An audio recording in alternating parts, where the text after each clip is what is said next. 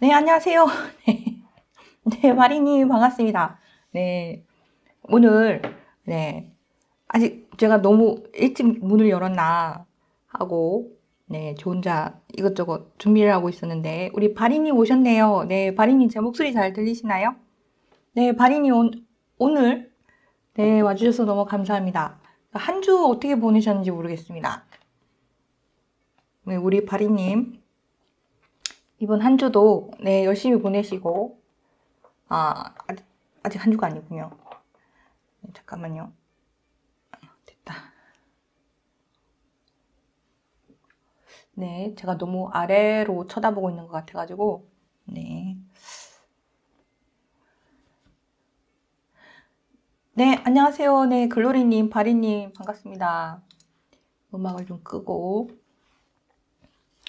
하면, 네.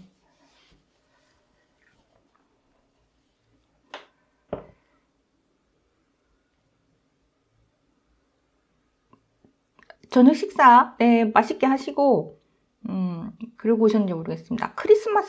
어제 크리스마스였는데, 네, 우리 바리님, 네, 글로리님, 어떻게 보내셨는지 모르겠습니다.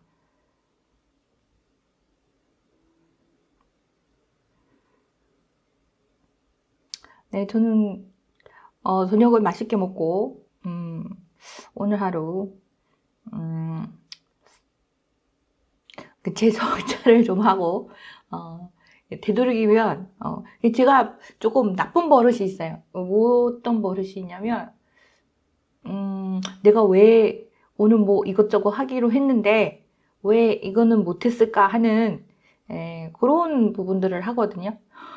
근데 오늘은, 제가 반대로, 생각하자. 아유, 안녕하세요. 박시부인님 반갑습니다. 그래서 반대로 생각하자.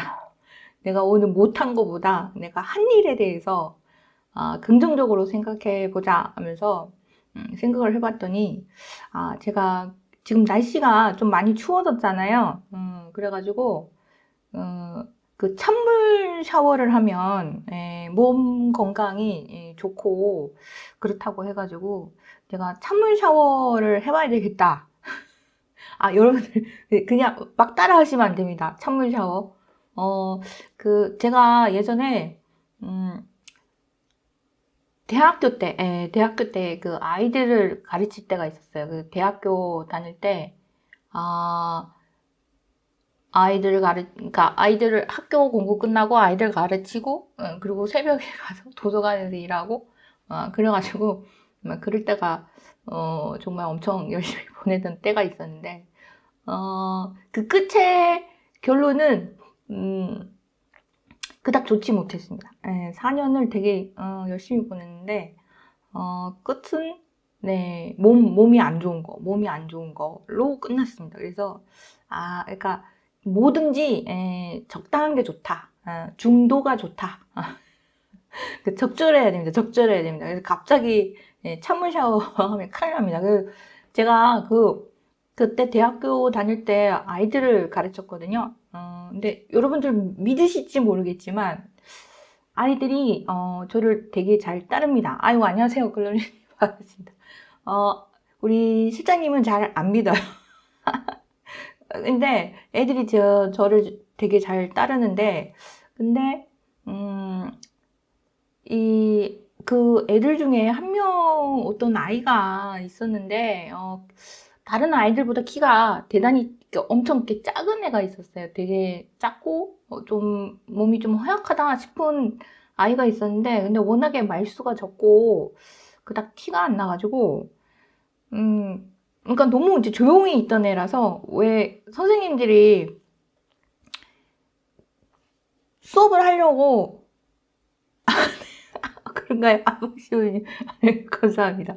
네, 수업을 하기 위해서는 반 분위기를 탁 잡아놔야 되잖아요. 그래서 제가 초반에 하는 일들이 그 아이들 수업을 잘 하게끔 하기 위해서 초반에 어디를 가나 이렇게 초반에 그 아이들을 이렇게 확 이렇게 분위기를 이렇게 확 잡아놓습니다. 그래야 이제 수업을 할 수가 있으니까. 그러면은 이제 아무래도 초반에는 뭐 쟤는 좀 너무 열정적이어서 가만히 자리에 있지 않을 것 같다. 그런 아이들은 좀 열정을 죽이고, 그냥 워하고, 아, 쟤는 좀 입이 좀 거친 것 같다. 그러면은 좀 입이 수업 시간에 거칠지 않도록, 네, 하고, 네, 그러면서 분위기를 잡다 보니, 그 조용한 아이들은 초반에 신경을 못 써요. 근데 어느 날 갑자기, 갔는데, 원장님으로부터 무슨 얘기를 들었냐면, 그 조용히 가만히 그 얌전하던 아이가 쇼크로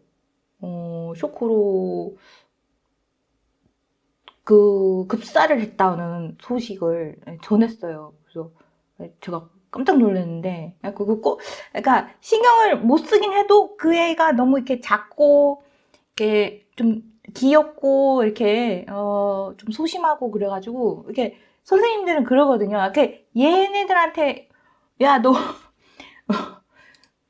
목소리 죽여 뭐 이렇게 하고 막 그래도 선생님들은 이제 그 다 이렇게 마음에 다 이렇게 한 구석에 다 신경을 씁니다. 아마 그 선생님들 그 교사이신 분들도 그렇고 그리고 학원 선생님들도 그렇고 그러니까 아이들을 다 마음속으로 다 신경을 씁니다. 그러실 거예요. 다른 선생님들도 그러실 겁니다. 근데 이제 표현은 아이들을 그 좀 우선 분위기 잡기 위해서 좀 신경을 써야 하는 아이들한테 이 겉으로는 가죠.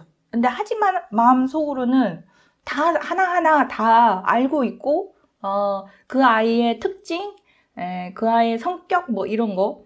네, 아이고 안녕하세요 태기님 반갑습니다. 아이고 선생님 반갑습니다. 네, 다들 크리스마스 잘 보내셨는지 모르겠습니다. 그 얘기하고 있었습니다.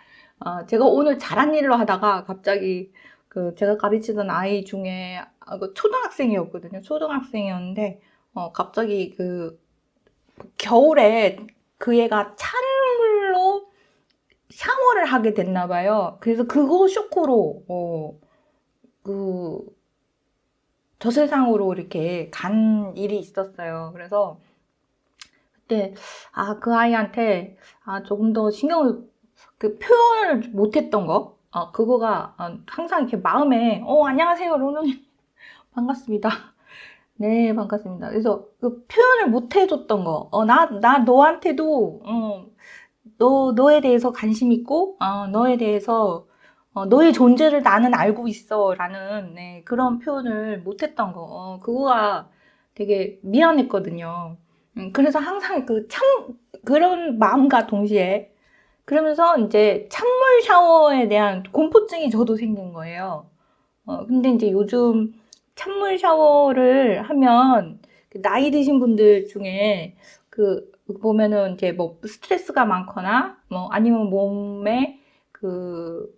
몸이 차거나 혈액순환이 잘 안 되시는 분들한테 찬물 샤워가 좋다라는 네, 그런 얘기를 유튜브에서 본 것 같아요. 그래가지고 제가 그 따뜻한 물로 샤워를 하고 난 다음에 찬물 샤워를 해야지라고 목표를 세웠는데 그거를 실천을 하지 못했거든요. 네, 근데 오늘 드디어 제가 갖고 있는 그 찬물 샤워에 대한 공포를 극복하고 찬물 샤워를 해봤습니다.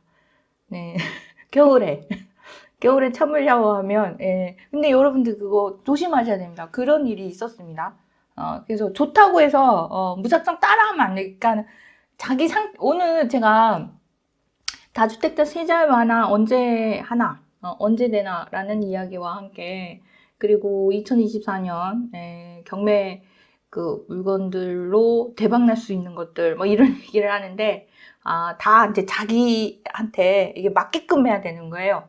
뭐든지 그러니까 너무 안 해도 문제, 너무 이렇게 오버해도 안 되고 이렇게 사는 부분이 좀 뭐든지 적절해야 좋더라 이런 생각이 들어요. 그래서 원래 마무리 하실 때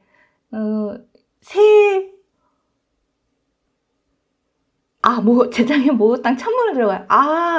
네, 로로님도 그러시군요. 목욕탕 찬물은 들어가요. 전 아직 목욕탕 찬물은 못 들어가고, 오늘 처음으로 찬물 샤워를 해봤어요. 완전 온몸 찬물 샤워는 못 해보고, 꼬마 그 아이가, 갑자기 정말 그 멀쩡하던 아이가 학원 잘 다니고 그러던 아이가 정말 이게 되게 뜻밖의 소식이었거든요. 샤워하다가 그랬다고. 그러니까 여러분들 이렇게 뭐든 이렇게 뭐 이렇게 얘기 막 다니고 그럴 때 그러니까 그거를 뭐든지 맹신하면 안 돼. 자기 자신한테 여러분들한테 맞는 부분 뭐가 맞는지 이런 거를 잘 생각하시고 이렇게 뭐든지 그러니까 제가 사실 또 이런 선생님 책 언제 나와요? 이번에는 지금 이제 그 제목이 부의 미라클입니다. 부의 미라클. 근데 거기서도 뭐라고 얘기를 했냐면 부도 자기한테 적정해야 되고 그리고 자기한테 맞는 거가 있다. 그러니까 그러니까 어떤 사람이 이렇게 수조 원의 재산을 가진 사람이 얼마 전에 저작년인가요? 자살했잖아요. 그죠? 남들이 보기에는 야, 나한테 조금만 줘도 행복할 텐데 저 사람은 수조 원의 그 되게 젊은 나이에 수조 원의 재산을 일구었음에도 불구하고 정신적인 항폐함을 이기지 못하고 안 좋은 선택을 했습니다. 그래서 그렇게 큰 부자인 사람도 자기한테 결핍감이 있는 거죠. 그리고 또 어떤 사람은 이제 너무 이제 그 삶이 퍽퍽하게 힘들어서 그 아이 그 분유값을 이렇게 해결하지 못해서 어떻게 되게 안타까운 소식이 또 막 계속 나오잖아요. 그런 뉴스를 좀 보면 마음이 아픈데 그 분유값도 없고 막 그래가지고 이렇게 반미를 나갔던 엄마를 법원에서 선처했다는. 그러니까 아기 분유값을 내기 위해서 엄마가 아이를 여간방에 아이를 혼자 놔두고 엄마가 밤일을 나간 거예요. 그래서 나갔다가 너무 이제 아이를 혼자 놔두고 온 거가 걱정이 돼서 친구한테 가보라 그랬는데 친구가 무슨 사정이 있어서 한 2시간 정도 늦게 갔다고 합니다. 근데 그 아이가 이 베개가 아이 얼굴에 떨어져가지고 아이가 숨이 막혀서 죽은 사건이 있었어요. 그래서 그거에 대해서 판사님이 어느 정도 그 부분에 대해서 좀 선처를 했다라는 뉴스도 나오거든요. 그러니까 그 엄마가 오죽했겠습니까? 갓 태어난 아기가 몇 달 안 된 아기를 그 여간반에 모텔에 혼자 내두고 그 아기의 분유값을 벌기 위해서 기저귀 값을 벌기 위해서 이제 남들이 손가락질하는 그런 이제 일이지만 자기가 중요한 게 아니라 나 아이를 위해서 몸을 그냥 거의 진짜 몸을 다 바친 거죠. 몸과 자기 인생을 다 바치면서 나간 거죠. 사실은. 그러니까 근데 그게 진정성이 있으니까 이제 법원에서도 어느 정도 그거를 선처를 해준 거죠. 그러니까 이제 그거를 봤을 때 이게 너무 막 가슴이 너무 많이 아팠어요. 너무 많이 아프고 그래서 우리 사회가 우리 사람들이 좀 더 많이 그러니까 돈이 너무 많아도 불행해서 죽는 사람이 있고 그리고 돈이 너무 없어서 그렇게 안 좋은 그러니까 정말 뜻밖의 안 좋은 사고로 그 아이가 저 세상으로 가게 되고 되게 소중한 아이인데 그런 이제 생각을 하면서 도대체 진정한 부는 무엇일까?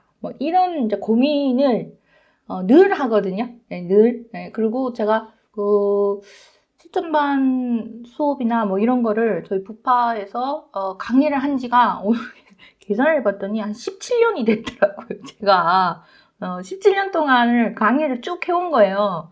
그래서 야, 너 진짜 오랫동안 했다.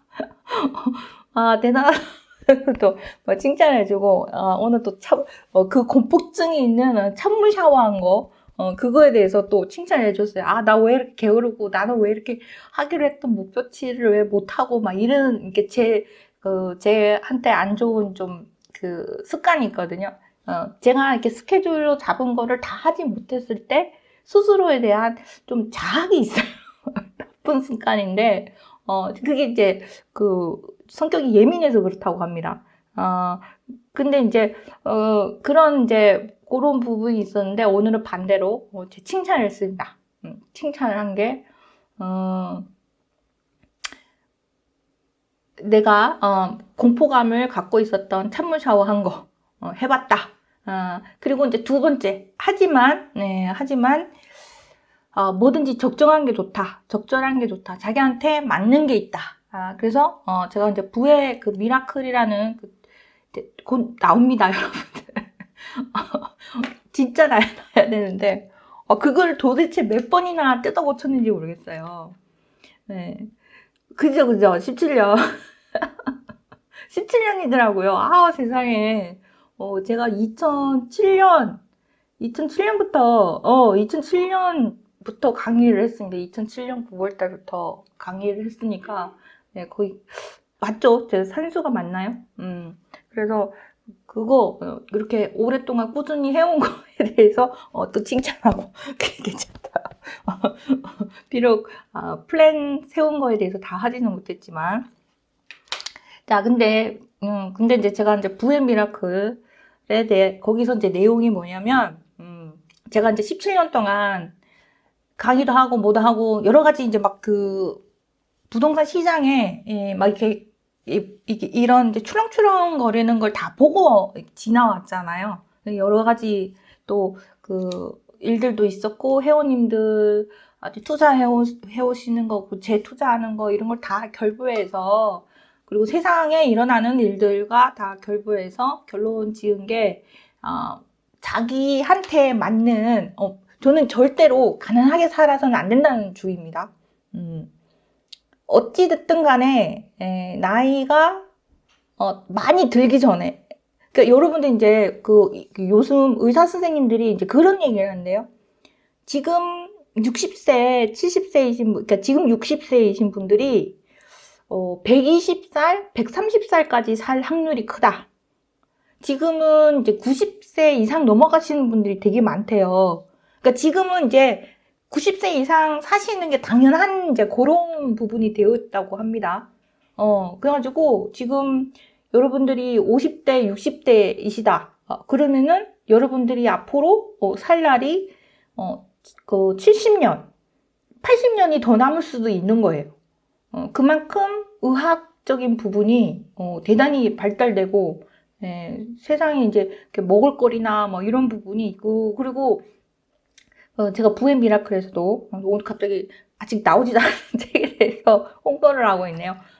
부의 미라클에서도 뭐라고 했냐면, 이 정신적인 상태에 따라서 노화가 달라진다. 사람의 그 정신적 상태라고 하는데, 그 정신적 상태는 의지가 아니라 사람의 갖고 있는 감정에 따라서, 몸이 이 노화를 촉진시키거나, 아니면은, 내가 아직 젊고, 막 그래서, 이 노화세포가, 빨리 이게 노화되는 거가 촉진되지 않고, 계속 젊음을 유지하는. 그래서 이제 보면 우리 배우님들 이렇게 보시면, 저분 60대이신 것 같은데 아직도 한 40대 정도로 보이시네. 이러시는 분들 은근 많으시잖아요. 그런 것처럼 그 젊음이라는 게 그 옛날에 보면은 뭐 40대면은 벌써 노인. 옛날 뭐 조선시대 뭐까지만 해도 뭐 40대, 50대면 벌써 노인, 이런 이름을, 그런 얘기를 듣는 그런 상황이 생기는데, 지금은, 우리가 120살, 뭐 130살, 여러분들이, 이제 평균 나이가 120세, 130세까지 지낼 수 있다. 이렇게, 본다고 합니다. 그럼 문제가 뭐냐면, 그래, 오래 사는 건 좋은데, 이제 문제가 그거죠. 돈이죠, 돈. 네, 안녕하세요. 네, 핀스분님 반갑습니다. 네, 문제가 돈입니다, 돈. 그래서, 은퇴를 하고 났을 때, 이후에는, 저희 부모님을 보면, 우리 부모님이 제가 어릴 적에 되게 상당히 없었어요. 예. 그러니까 전부 다, 영양실조에 걸려 있는 거예요. 우리 가족들 전부 다가. 예, 그 정도로 떼거리가 없이 살았는데, 근데 지금 우리 부모님을 보면, 노년에 돈이 있는 게 참 좋구나 이런 생각이 들어요. 그래서 그러니까 젊은 나이에 우리 부모님들이 고생을 좀 많이 하셨거든요. 예, 하셨는데, 근데 노후가 좀 어느 정도 좀 넉넉하시다 보니까, 삶의 질이 되게 행복하신 거예요. 그리고 또 저희 어머니가 암에 걸리셨다가도 그것도 이제 빨리 계속 검진 받으러 다니시고 막 이러다 보니 별의별 뭐 좋다는 검사 다 받고 막 그러다 보니까 암도 빨리 발견해서 빨리 잘라내서 지금은 또 멀쩡하게 아무렇지도 않게 그렇게 이제 지내시게 됐는데 그래서 되도록이면 젊을 때, 이 돈에 대한 개념감, 그리고 부에 대한 부분에 대해서 어느 정도는 마련을 해놓고 있어야 되겠다. 특히 지금 5, 60대이신 분들 같은 경우는 더더욱 그러겠다는 생각이 들어요. 삶의 질은 높아져 있고, 우리의 눈높이는 높아져 있고, 근데 앞으로 살 날은 긴데, 근데 우리가 직장이나 이런 부분, 은퇴나 이런 부분이 되게 더 짧아지고 막 그랬잖아요. 그리고 그 이후에 뭘 하냐 이러는 부분에서 오늘 크리스마스 이브인데 장사가 거의 잘 안 됐다고 합니다. 그래서 이제 소비 심리도 많이 막 이렇게 주로 위축되어 가지고 그래서 은퇴를 보통 하시면 장사를 많이 이제 하시잖아요. 그래서 가게도 많이 내시고 치킨집도 많이 내시고 이러는데 장사가 안 되고 그러니까 앞으로 미래에 대해서 또 막막한 그런 부분을 지금은 당장은 돈이 있어도 앞으로 살아갈 길을 생각하면 또 오래 또 살아야 되니까 또 돈은 필요한 것 같고 막 그런 상황에서 이제 나름 준비를 해놓는 건 좋다.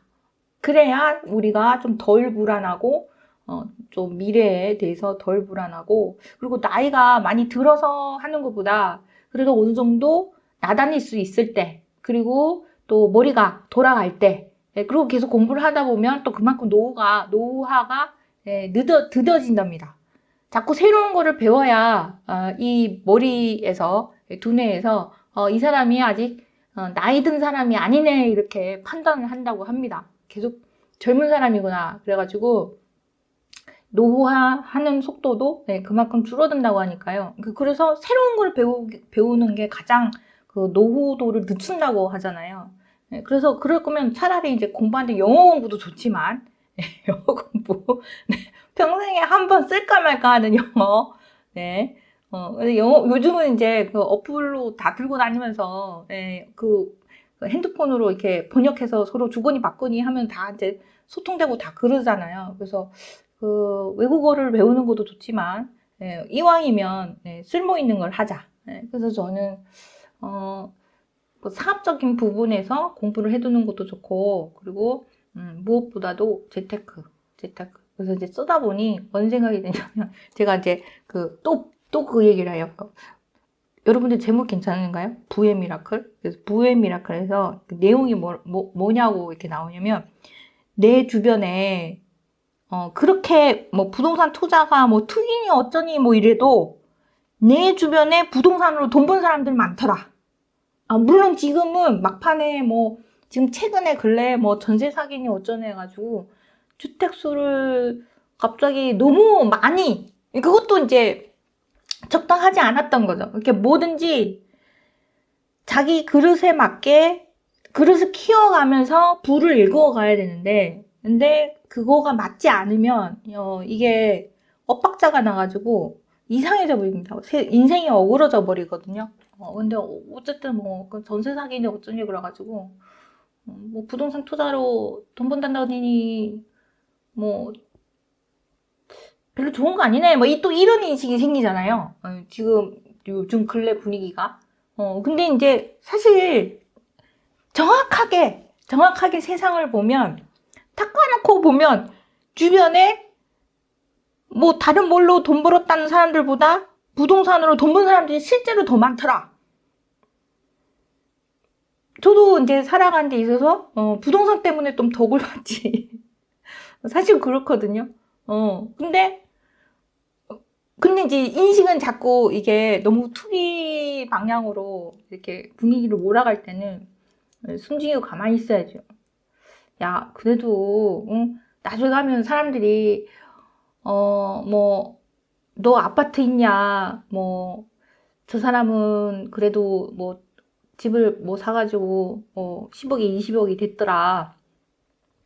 그런 거가 주변에 있잖아요. 그걸 부러워하고, 그리고 또 본인이 당사자가 됐을 때 너무 좋고.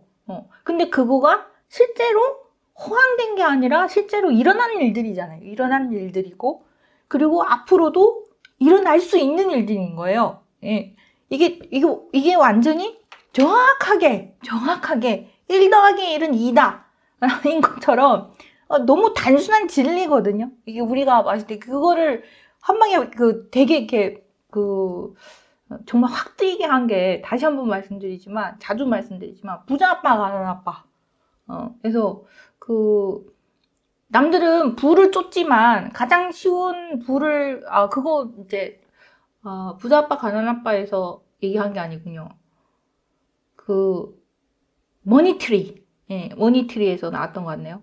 남들은 부자 되기를 위해서 뭐든지 막 쫓아가지만 가장 손쉬운 방법이 있다. 그게 부동산 투자다. 이런 말을 한 책도 있고, 그렇습니다. 그렇지만 이제 사람들이 접근하는 거를 되게 어려워하죠. 자, 연말이라서 제가 이제 다시 한번 우리가 이제 좀 상기를 해보자. 그리고 현실을 똑바로 직시해보자. 근데 이제 그러면 왜 실패한 사람들은 뭐가 되냐? 제가 이제 매번 그러거든요. 해갖고 이제 맨 꼭대기에 너무 이제 그 위에 꼭대기에 따라 쫓아 올라가는 상황에서 투자를 한 사람들, 이렇게 남들이 다 돈 벌었더라라는 얘기가 나왔을 때 그때 늦게 투자를 하는 사람들은 항상 손해를 보는 거고.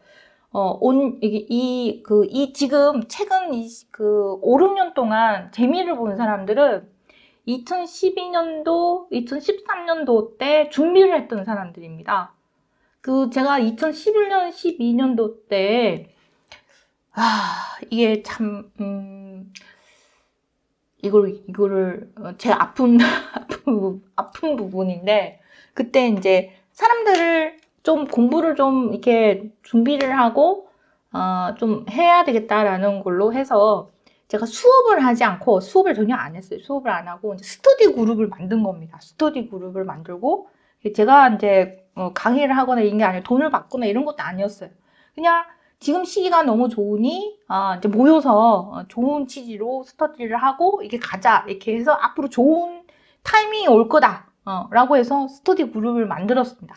근데 이제 그러면은 이제 그걸 준비해서 이제 매주 일주일마다 만나서 공부를 하고 같이 의견을 나누고 새로운 것들을 배우고 이제 이런 취지로 이제 하자고 했는데, 근데 그 바닥인 시기는 어둡고 지지부진하고 이제 완전히 딱 붙어서 거래도 안 되고 안 좋은 뉴스는 계속 나오고, 그리고 부동산은 끝났다는 얘기가 나오고 앞으로 더 이상 우리나라의 부동산 시장이 오를 일이 없을 거다.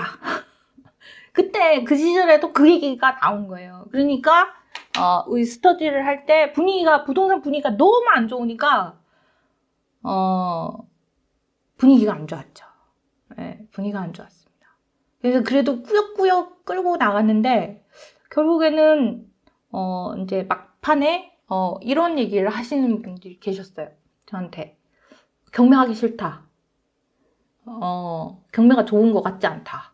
나는 경매로 돈 버는 것 같지가 않고 부동산도 그렇고 이런 얘기를 한 거예요. 그래서 제가 지금 무슨 얘기를 하는 거냐. 지금 쉬지 않고 지금 이제 뭐 열심히 해도 모자랄 판인데 모자랄 판인 시기다. 그러니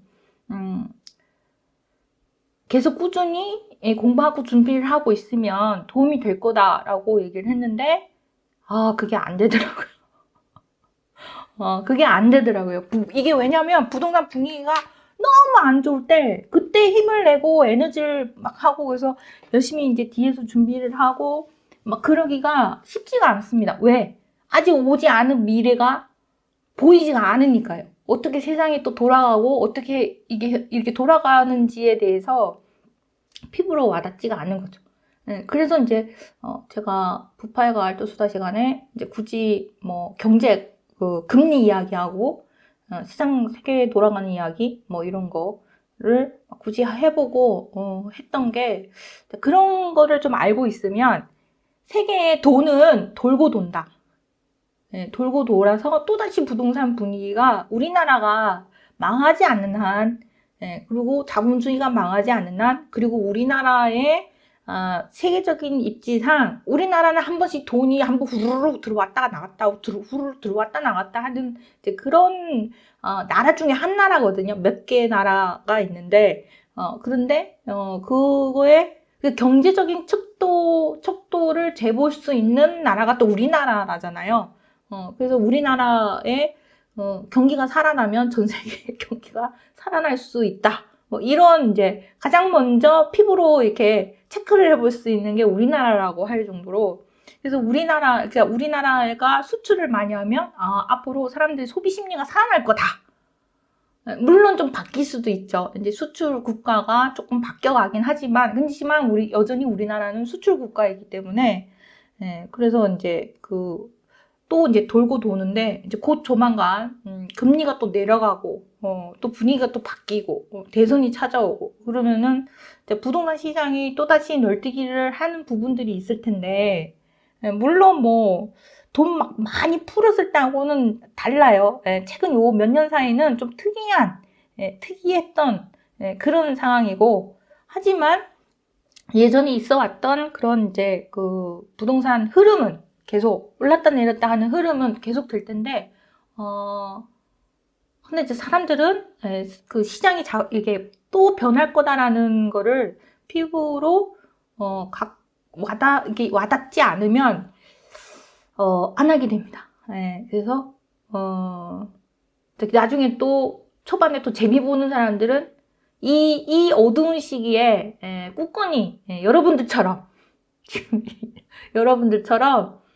굳건하게 그래도 어렵지만 지금 분위기도 어렵고 밥맛도 별로 없고 이런 시기에도 이렇게 꾸준히 여러분들이 이렇게 관심을 갖고서 이렇게 공부를 하고 계시고 이런 분들이 이제 재미를 보는 거예요.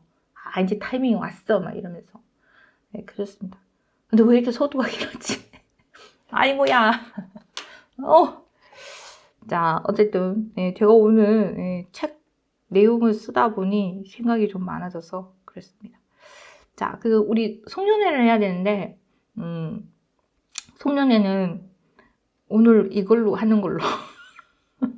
아니 선생님 뭐 그런 게 어디 있어요? 막 이러는데 자, 그래서 저는 무슨 말씀을 드리냐면 어쩌다 보니 생각보다 기회의 시간이 조금 더 빨리 올 수 있다. 이 말씀을 좀 드리고 싶고요. 자, 근데 그러려면 이제 선생님 그냥 피부로 와닿는 시기 다시 부동산 분위기가 이렇게 살아날 수 있는 그런 시기는 시그널은 뭘까요? 라고 했을 때 근데 우린 지금 하고 싶어도 아무것도 못해요. 손발이 다 묶여 있는 것 같아요. 왜? 첫 번째는 대출이 안 되고 대출이 안 되는 거 그리고 금리가 높은 거 두 번째 금리가 높은 거 그리고 세 번째 세금이 너무 많아요. 이 세 가지가 지금 부동산 거래도 안 되고 뭐 이게 한데 이 세 가지를 전혀 안 풀고 있어요. 네, 생각보다 미래시장이 더 빨리 왔습니다. 네, 감사합니다. 로롱이님. 자, 왜 그럴까요? 지금 부동산 분위기가 안 좋으면 2010 이제 막 4년, 15년 박근혜 대통령 때 부동산 시장 막 살리려고 뭘 했냐면 다 풀었습니다. 세금 안 와.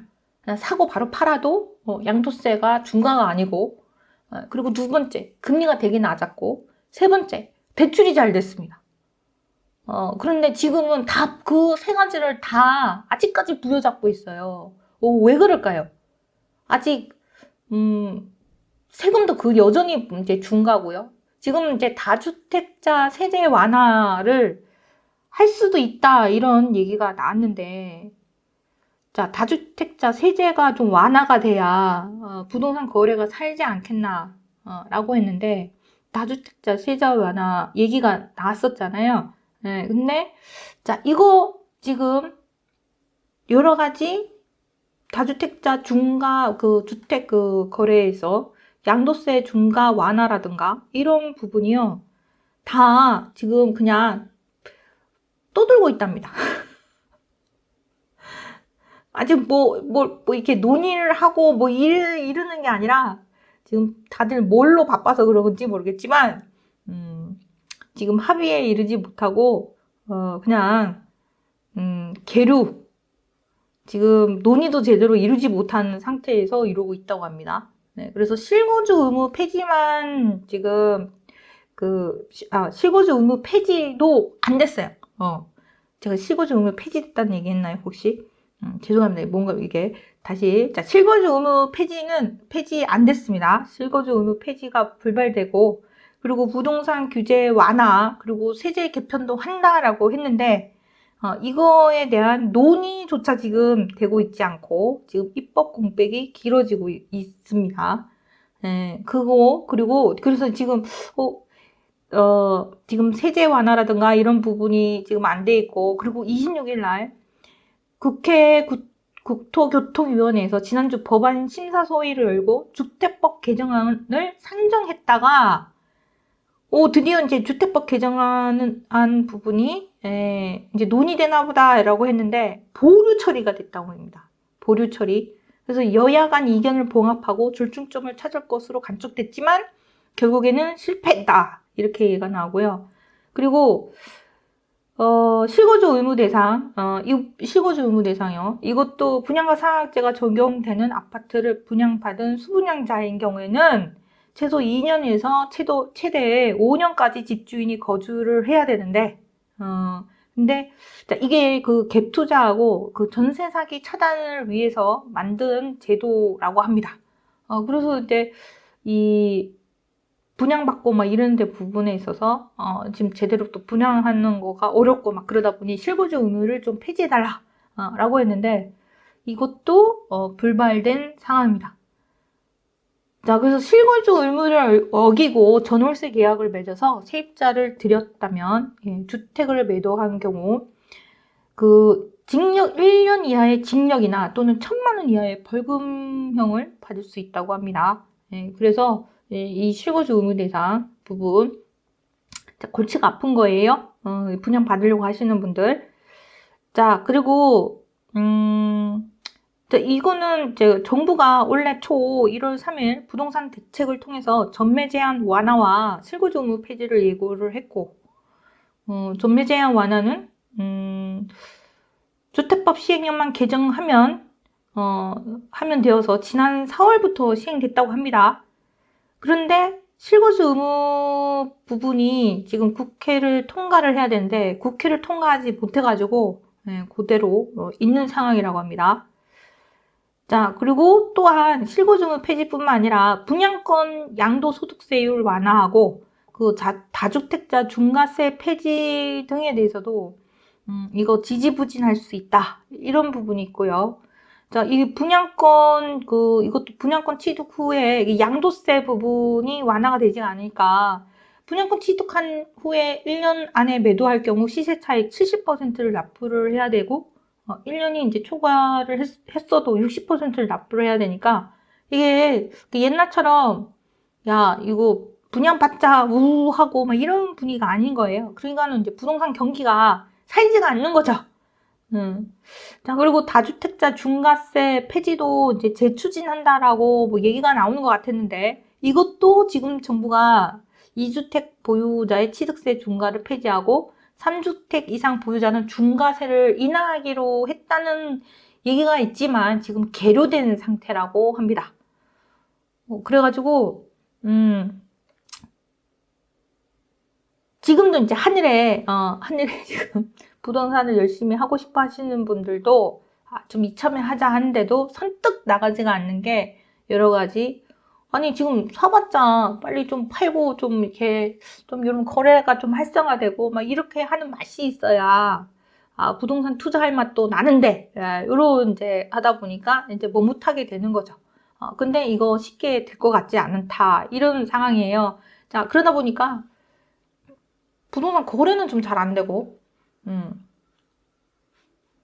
그런 상황에서,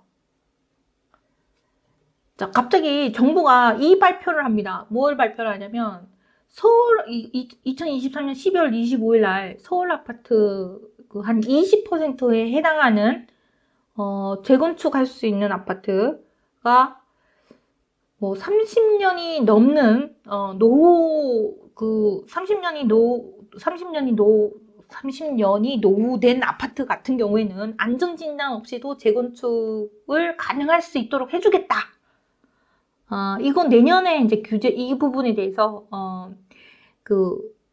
네 달입니다. 네 달이니까 내년입니다. 내년에 요거 부분에 대해서 발표할 예정이라고 합니다.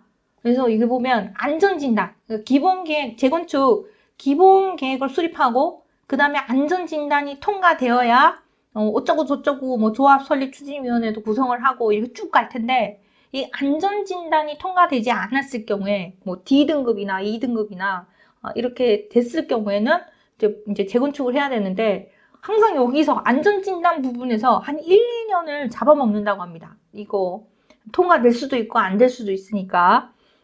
그래서 이제, 여러 가지 절차상의 애로사항이 있었는데, 그러다 보니, 이제 어제 발표를 했습니다. 안전진단 통과하는 부분에서, 이거 노후도, 부분, 이거를 그냥 다 따져보지 않고, 그냥 30년이 넘으면 안전진단 통과 없이도 재건축을 추진할 수 있도록 하겠다라고 발표를 했습니다.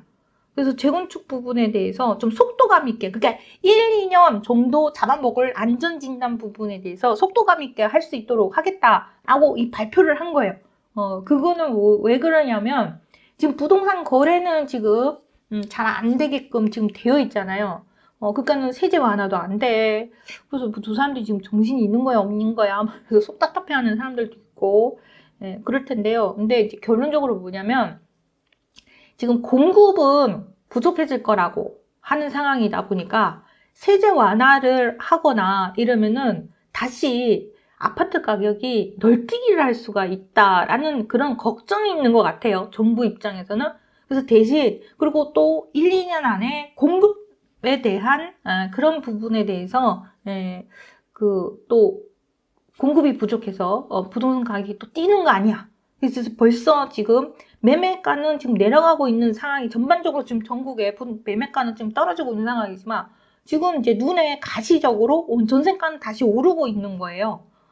근데 뭐 빌라 기피 현상 때문에 더더욱 그렇긴 하지만, 아파트 위주로 이 부분이 있지만, 아파트 위주로 전국의 대부분의 지역이 지금 전세가가 지금 다시 오르고 있는 그런 상황입니다. 그럼 전세가가 오른다는 건 이제 나중에 여차하면 아파트 가격도 오를 여지가 있는 건데, 그러니까 근데 그런 상황에서 다주택자 양도세 완화라든가 이런 부분을 해버렸다. 그러면은 이제 다주택자들이 또 우르르 또 집은 전세가는 오르니까 우르르 또 갭투나 뭐 이런 부분이 또 다시 생길 수 있으니까, 자, 그런 거가 염려스러운 거죠.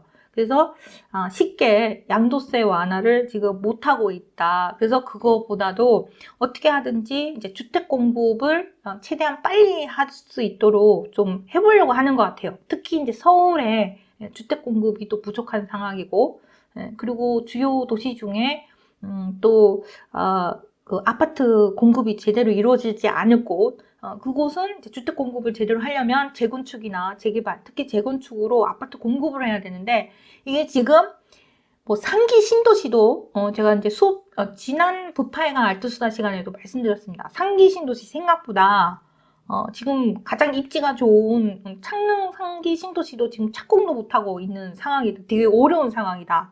그러니까 공급 공급, 이제, 그러니까 주택 공급 대란이 일어날 수 있는 거예요. 그런 부분에 대한, 부분에서, 그래서 우선 집값을 잡아놓으면서 주택 공급을 최대한 할 수 있도록 좀 애를 쓰는 것 같습니다. 그래서 안전진단도 이거 안전진단 뭐 이런 거 뭐 따지지 않고 30년 됐다 그러면은 재건축 그 절차를 이렇게 할 수 있도록 한다라고 얘기를 합니다. 자, 그러면은 근데 문제는 뭐냐면 안전진단 통과 뭐 이런 부분이 없이 바로 이제 30년 이제 이후 노후한 그런 아파트 같은 경우에 재건축 할 수 있도록 해준다라고는 하지만 근데 지금 이제 문제는 아직까지도 공사비가 부담이 된다고 합니다. 그래서 이 안전진단 부분에 대해서 D나 E 등급을 받아서 그 조합설립추진위원회를 뭐 절차 진행해야 되고 이렇게 하느라고 그 뭐 1, 2년 걸렸다고 하는데 자 그러다 보니까 문재인 정부 때는 안전진단을 오히려 이렇게 강화를 한 거예요. 강화를 해서 안전진단 강화한 후 2018년 3월 달에서 2022년 11월 달에 안전진단을 통과한 단지가 전국에서 21군데밖에 안 된다고 합니다. 21군데밖에 안 됐어요. 근데 지금 안전진단 완화를 해주겠다라는 이 말 하기 전에 이제 얼마 전에 그 재건축 부분에 대해서 이래저래 또 그 재건축 사업에 있어서 좀 여러 가지 완화를 시켜준 부분이 있습니다. 자, 그러다 보니까 지금 문재인 정부 때보다도 이 재건축 진행하는 곳이 의외로 많아졌어요. 생각보다 되게 많아졌습니다. 근데 그 사업지가 지금 제대로 지금 하지도 못하고 있고 또 어느 곳은 사업을 하다 말고 우리 안 해 하고 사업 이제 그 완전히 그 철회를 하고 하는 곳 막 그런 곳도 있고 막 그렇습니다. 그래서 지금 이 안전진단 이거 부분에 대해서 완화를 해준다 하더라도 지금 그거의 문제가 아니다. 지금 생각보다 이미 문재인 대통령 때 안전진단 강화로 인해서 전국에 21군데밖에 재건축 추진하는 곳이 없었지만 이미 재건축 추진하는 곳이 지금 정부 들어서 많이 늘었다. 근데 추진을 하다 말고 제대로 사업이 이루어지지 않는 게 자, 이게 보면 자, 이 안전진단 규제 완화가 이 지난 1월 안전진단 평가 항목인 구조 안정성 비중을 50%에서 30%로 낮추는 그런 이제 방식 등으로 해가지고 그 현 정부 들어서 재건축 안전진단 통과 건수만 해도 원래 160건이 넘는다고 합니다. 하지만 지금 부동산 경기 침체도 문제고 그리고 그 경기 침체인데 이거 분양을 누가 받겠느냐 이거죠. 다 지금 여전히 다 모든 걸 다 잡아놓은 상태에서 그런 상태에서 뭐 지금 뭐 안전진단 뭐 받을 필요 없이 뭐 그냥 재건축하면 돼. 그거는 그냥 그렇다고 해서 지금 그 부동산 경기도 안 좋고 공사비 문제도 그렇고 그래가지고 지금 현 상황은 아무리 저 안전진단 완화해준다 하더라도 공사 속도 못 낸다는 거예요. 그러니까는 사업하는 사람들도 뭐가 장사가 잘 되고 사업이 잘 될 것 같아야 덤벼 들지. 지금 제대로 좀 진단을 하고 제대로 그거에 대해서 처방을 내린 게 아니다. 이런 생각이 듭니다. 그래서 저는 이게 부동산 가격이 올라갈 것을 너무 염려해서 너무 그러니까 잡아놓고 있는 게 문제가 아닌가. 좀 거래를 터가면서 좀 이렇게 원활하게 이렇게 순환이 될 수 있도록 해가면서 부동산 공급을 빨리 이렇게 할 수 있도록 노력하는 게 오히려 나중에 부동산 급등을 하는데 그거를 막을 수 있다. 이렇게 생각이 들거든요. 근데 만약에 지금 이 상태로 가다가 어떤 상황이 생기냐면, 뭐, 매매 거래는 잘 안 돼요. 근데 전세가가 막 계속 폭등하는 상황이 생길 수 있습니다. 그러다가, 이게 지금 구독이 무서워서 장 못 담그고 있다가요, 나중에는 장 없이 밥 먹게 생기는 그런 상황이 생기는 거죠. 그러니까는 이제 나중 되면 문제가 더 크게 불거질 것 같습니다. 그래서, 제 개인적인 생각은 제가 이 시장에 되게 오래 있다 보니 뒷방 뒷방 늙은이라고 그러면 좀 안 돼. 뒷방 고수라고 합시다. 여러분들. 네. 네, 제 뒷방 고수입니다. 숨은 고수. 네, 자칭, 저 혼자, 자칭. 근데 지금 시장 흐름이 거의 제가 예측하는 대로 거의 그렇게 흘러가고 있어요. 이러면 안 되는데 하면, 저걸 풀어야 되는데. 근데 어쨌든 빨리 지금 부동산 경기를, 금리가 조금 높더라도, 금리가 다 내려가고 뭐 하고, 막 이렇게 하는 것까지 이제 기다리지 않고, 이제 집값을 다 잡아놓은 상태에서, 야, 다주택자들 너네 투기하지 마! 막 이런 식으로 우선 딱 잡아놓고, 이제 공급을 하려고 애를 쓰는데요. 근데 이게 사업하는 사람들 생각도, 네, 감사합니다. 네, 네, 우리 바리님. 네, 사랑합니다. 자, 아니, 그렇잖아요. 사업하는 사람들이 무슨, 그렇잖아요. 뭐, 자선 사업하는 사람들도 아니고, 사업한다는 건, 그야말로 장사를 하는 거잖아요. 이 장사하는 거는, 장사를 해서 돈을 벌어서 그 돈 번 걸로 자선 사업을 하면 모를까. 장사하는 사람한테 자선 사업하는 식으로, 네, 감사합니다. 그런 식으로 해서 지금 주택 공급을 시키려고 애를 쓰면 되겠냐고요, 이게. 그죠? 그래서 뭐든 다 적당해야 된다. 이런 생각이 듭니다. 적당해야 된다. 적당하게 숨통도 틔워주고, 제 목소리 잘 들렸나요? 네. 네. 자, 그래서 지금 뭐냐면, 첫 번째, 그래서 그냥, 자, 여러분들 잘 들으세요. 지금 그냥 보냐는데, 자, 이게 결론입니다. 어떤 결론이냐면, 투자하기가 어려운 시기가 왔어요. 그리고 두 번째, 정부는 부동산 가격이 또다시 막 오를까봐 걱정을 하고 있는 상황입니다. 그래서 부동산을 잡아놓고, 그러니까 세제 완화고 뭐고 간에 이거를 쉽게 할 수가 없어요. 왜냐하면 다시 한번 또 널뛰기 할 것 같으니까. 막 가격이 오를 것 같으니까. 그래서 이 세제 완화나 뭐 이런 부분을 쉽게 못 풉니다. 그리고 그럼 이제 완전히 부동산 시장이 막 얼어붙잖아요. 그러면은 사람들이 부동산 시장 끝났네가 아니라 그러면은 그때 가서야 부동산 완화 정책을 엄청 펼 겁니다.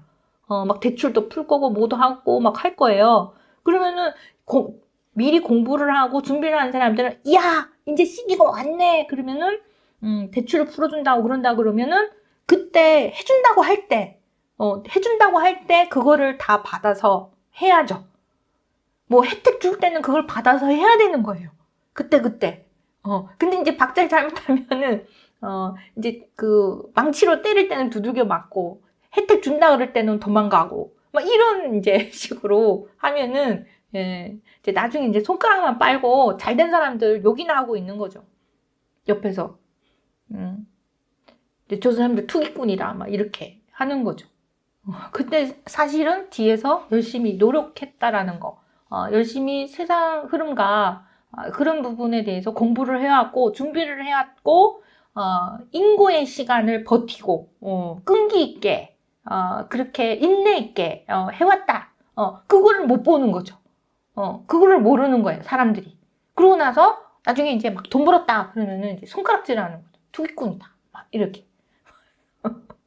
네. 자, 그래서 지금 상태 진단을 한 겁니다. 그래서 지금 발표한 거 보니까, 정부가 마음이 급하다? 어떤 부분이 급하냐면, 앞으로 다가올 공급난에 대해서 마음이 급하다. 주택 부족 현상이 되게 심화될 것 같다.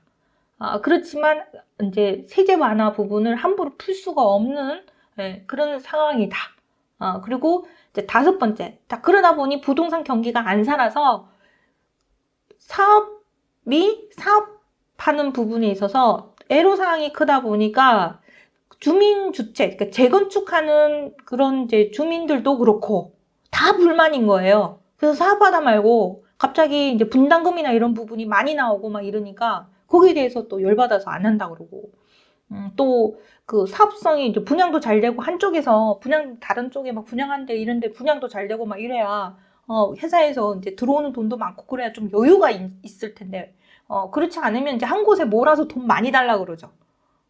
공사비고 뭐고 간에 인건비고 뭐고 간에 이런 부분에 대해서 이제 돈 많은 사람들한테 돈 더 많이 내세요 이렇게 하니까 그쪽 사람들도 똘똘한 사람들이 많으니까 미쳤냐 우리가 돈 주게 막 이렇게 이제 너네 하지마 우리 다른 사업자를 바꿔 막 이런 시행사를 다른 시행사를 바꿔 뭐 이러면서 이제 싸움하는 거예요. 그래서 여의도 그 한양 재건축 그것도 하다 말고 지금 그 시행사 바꾼다 그러고 뭐 하고 막 서로 싸우고 뭐 지금 난리도 아니잖아요. 그래서 재건축 뭐 여의도도 그렇고 목동도 그렇고 으쌰으쌰 하자라고 해놓고는 이제 갑자기 이제 삐그덕거리는 것이 또 은근 많습니다. 그래서 재건축 사업도 진행하다가 잘 안 되는 이유가 전반적으로 부동산 경기, 경제 경기 이런 부분이 지금 숨통이 트이지 않아서 쉽지가 않다 이런 거예요. 근데 결국은 뭐 어떻게 되느냐 하면 공급이 제때 적절하게 매년 이루어질 공급이 제대로 이루어지지 않은 게 이게 지금 한 1년 계속 지금 진행되고 있잖아요, 지금. 그러면은 상황이 심각해지는 거죠. 그러면 어떡하겠습니까? 준비해 놓은 사람한테는 완전히 장땡인 거죠. 자, 그래서 이제 기회 시간이 또 온다는 겁니다. 자, 그러면은 근데 선생님 지금 다 좋고요. 근데 문제는 알긴 알겠는데 돈 대출 이게 막 쌓아놓은 현금 다발이 막 엄청 많은 사람들 뭐 이랬으면 좋겠지만 선생님 저는 대출도 좀 받아야 되겠고 그런데 그런 거 생각하면 좀 여러 가지로 현실적으로 저도 깝깝한 상황이에요 하는 분들이 계실 거잖아요. 근데 여러분들 또 한편에서는 또 어떤 게 이제 그런 거예요. 여러분들 깜깜한 겨울 지나고 나서 갑자기 이게 널뛰게 할 수 있다는 거예요. 주택 공급 어려울 수 있다. 이런 상황으로는 주택 공급 더 어려울 수 있다. 이런 말씀드리고요. 사업 쉽지 않다. 재건축 사업 쉽지 않다. 이런 말씀드리고 자 그러면은 나중에 또 엄청난 기회가 올 텐데 그러면 지금 우리는 뭘 어떻게 해야 되나요? 라고 하는데 제가 이제 뭐냐면 시장 한 바퀴가 이렇게 돌고 나면 그럴 때가 와요. 어떨 때가 오냐면 그 막판에 집들 막 짓다가 엎어지는 경우들이 있거든요. 그런 이제 그때 경매 물건이 막 쏟아집니다. 그 물건들의 기회가 있습니다. 그래서 2024년에 대박날 경매 물건들에 대해서 설명을 드리도록 하겠습니다. 네, 선생님 어쩌면 그럴 수가 있어요. 그래서 자, 첫 번째 유치권이 있는 물건들. 자, 제가 지금 요 몇 년 사이에 뭐라 그랬냐면 특수 물건 뭐 이런 거 해봤자 사람들 관심 안 가진다 막 그랬거든요. 그것도 그럴 것이 그냥 사기만 해도 그냥 아파트 가격이 오르니까요.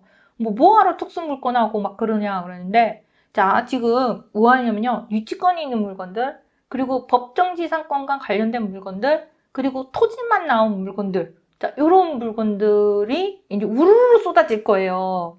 상황이 그렇게 됐어요. 이번 그 실전반 시간인가요?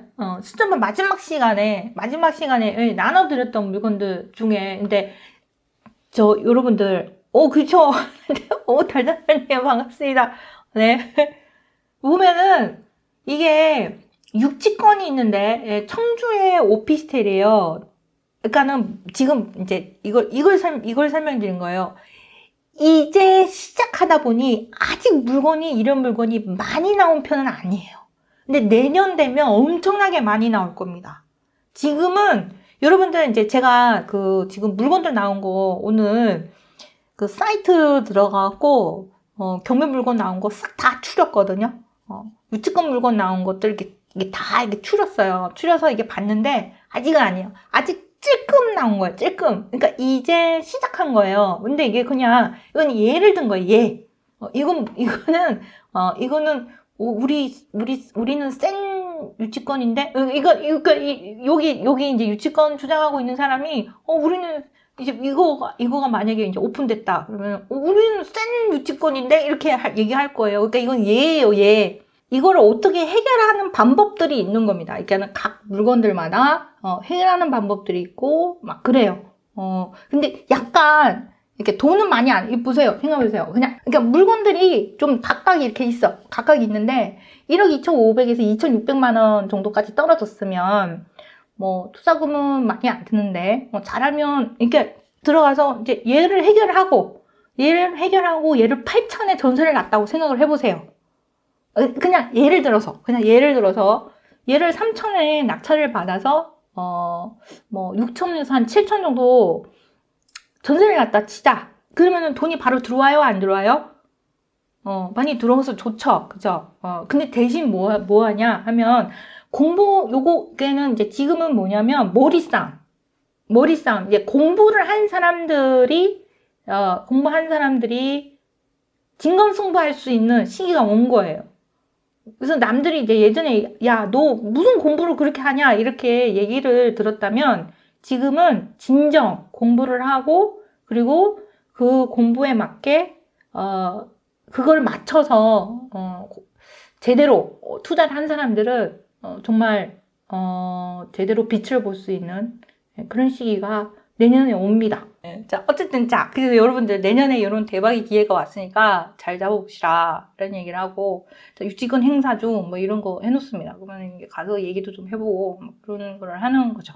그리고 이제 법정지상권, 법정지상권도 한데 이 법정지상권은 이제 그 대박날 수 있는 기회의 물건들이 유치권이 있는 물건들, 법정지상권과 관련된 물건들, 그리고 토지만 나오는 물건들 대박날 수 있는데. 자, 유치권은 이렇게 이제 우르르 이제 쏟아지기 시작하는데 아직 시작을 안 했어요. 혹시 아직 시작도 안 했으니까 이런 거 아직 들어가시면 안 됩니다. 공부해야 될 거 많습니다. 접근 방법 알아야 돼요. 그러니까 노하우가 있어야 돼요. 그러니까 경험과 노하우가 있어야 이런 것들을 접근을 하는 겁니다. 근데 좋은 경험들을 쌓을 수가 있어요. 자, 근데 이제 법정지상권은 뭐냐면 법정지상권도 기회가 있긴 하거든요. 근데 이 법정지상권은 자, 이거 2018년도에 이제 판례가 나왔는데 법정지상권이라면 건물 따로 토지만 따로 나온 겁니다. 그러면은 이제 그 땅 위에 서 있을 수 있는 권리가 없는 건물은 땅 주인이 건물을 철거할 수 있어요. 그게 그 땅 위에 서 있을 수 있는 권리를 가지는 게 법정지상권이거든요. 법정지상권이 없는 건물은 땅 주인에 의해서 철거가 가능해요. 라고 이제 알고 있으시잖아요. 근데 이제 2018년도에 판례가 나왔는데 무슨 판례가 나왔냐면 비록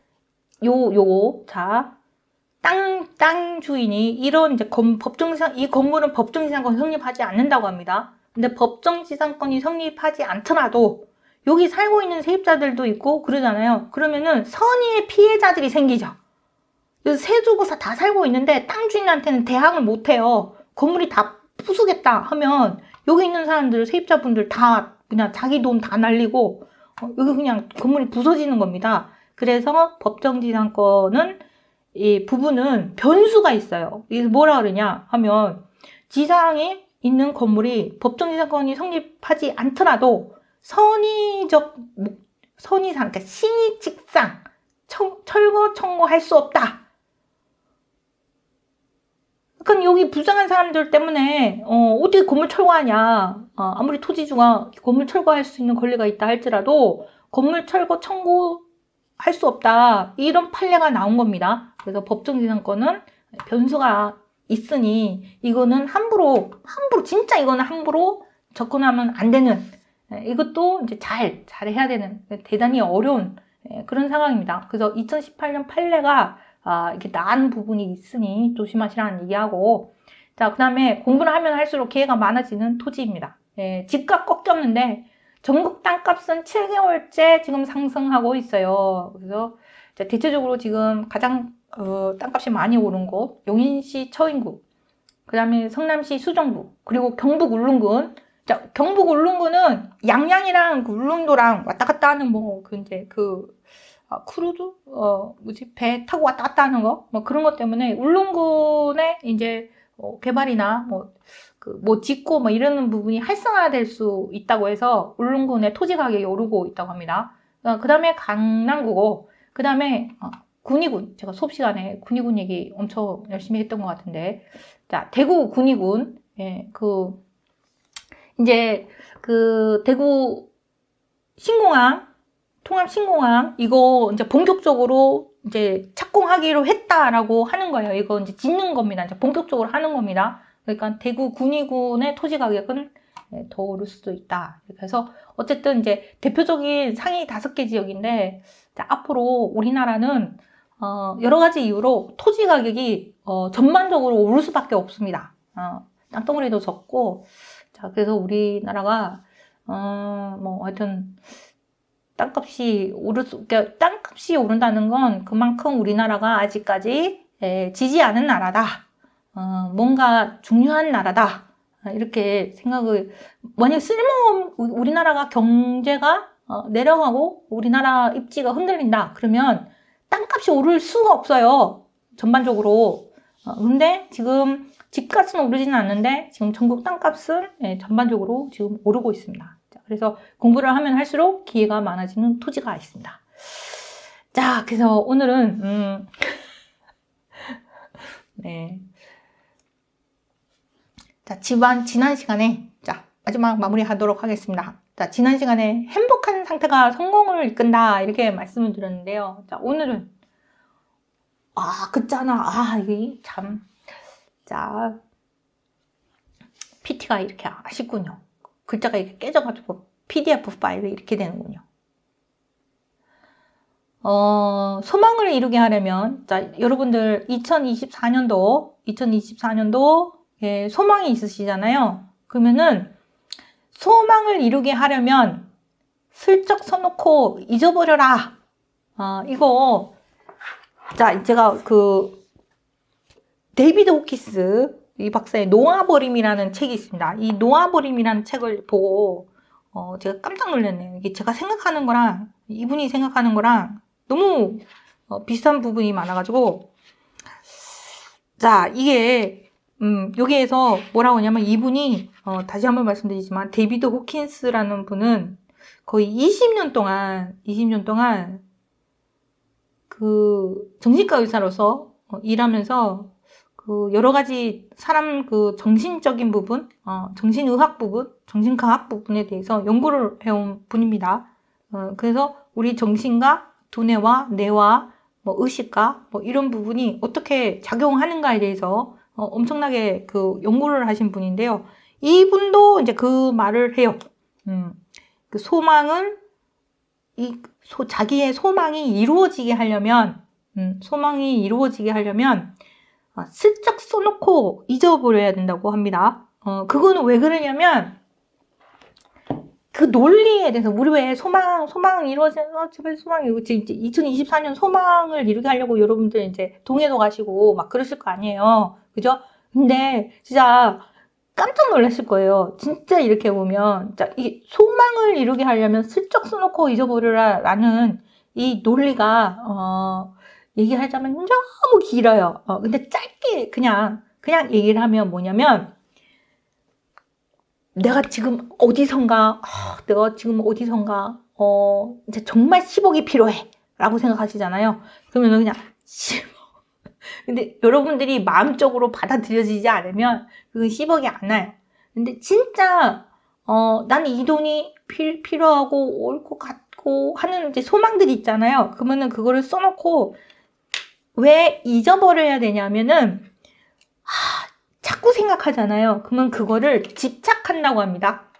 그 소망에 대해서 집착을 해서, 집착하고 있으면 그거를 갖다가 자꾸 늘어지기 때문에 일어날 일이 일어나지 않게 만든다고 합니다.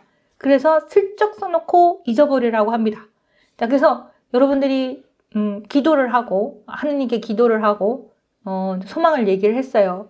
그러면 전적으로 믿고 그냥 내비둬야지. 맨날 책 오늘 오셨나요? 오늘 왔나요? 와, 이 녹아버림이라는 책 보신 거예요? 저도 이 책, 네. 우리 핀스부님, 네. 완전히, 네. 저 이 놓아버림이란 책 정말, 잘 봤습니다. 그러니까는, 자, 그러면 이분이, 말씀드릴 게 너무 많은데, 그래도 어쨌든, 자, 슬쩍 쓰고 잊어버리라는 얘기는, 소망에 대해서 얘기를 했다. 하느님께 기도를 했다. 그리고 부처님께, 가피를 바랬다. 그러면은, 그거에 대해서, 해놨으면 믿고 맡겨놔야지. 오늘도 기도하고, 내일도 기도하고, 여기도 기도하고, 또 세요. 또, 그러면, 이러자. 그렇게 하면 그게 착이 돼서, 그냥 믿고 맡겨야 되는데, 이렇게 자연스럽게 일어나도록 믿고 맡겨야 되는데, 자꾸 불러들여. 그러면 일어날 일도 못 일어난다는 겁니다. 그래서 혹시라도 2024년 여러분들이 이루고 싶은 일들, 아니면 깜짝 선물, 그 다음에 뭔가, 나에게, 이런 일이 좀 일어났으면 좋겠다. 이런 소망 같은 게 있으시다면, 쓰고, 슬쩍 써놓고, 그냥 차라리 잊어버리시는 게, 오히려 그 일이 일어날 확률을 더 빨리 당기는, 그런 거라고 합니다.